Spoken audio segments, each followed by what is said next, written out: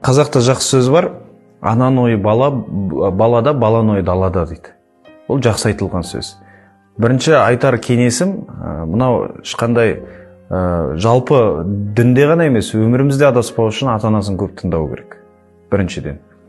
Және де сол ата-анасы егерде оған бірдемеге қарсы болып жатса, олар шынайы махаббатпен жақсы көріп, уайымдағанның арқасында қарсы болады.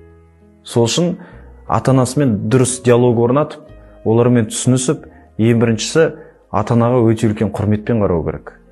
Сосын ең бастысы біз кейбір кезде бар дүниемізді қадірлемейміз.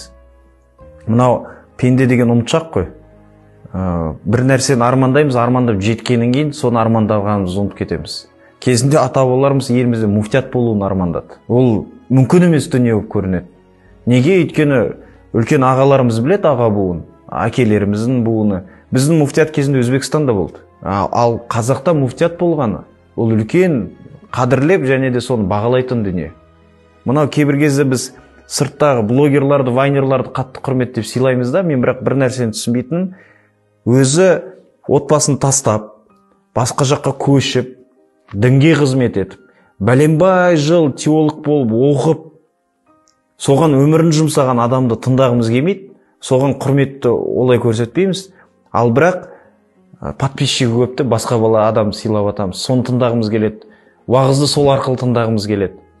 Қазақта айтады, тауық сойса да қасапшы сойсын дейді. Қарапайым дүниелерді өте күшті айтқан біздің тілімізде.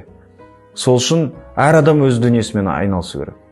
Мынау ауылда өскеніме шүкір деймін. Неге? Өйткені ұлттық идеологияның көкесі ауылда деп ойлаймын. Мынау баяғыда мен өзім соған қуанам. Кигіз басып, асар шақырып, асарлатып, соны көріп қалғаныма, кигіз теуге қатысқаныма, мына жеңгелеріміздің, апаларымыздың кигізді сабап отырғанына жүнді. Соның бәрін көргеніме шүкір деймін. Неге? Өйткені мен оның бәрін ауылда көрдім. Бұлай қарап тұрсаң, соның бәрі тәрбие екен.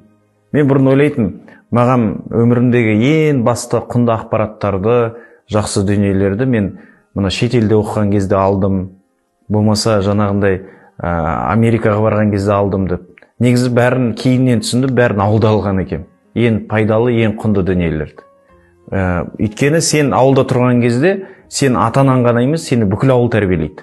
Ұлттық идеология деген ол мен үшін қарапайым дүниелер.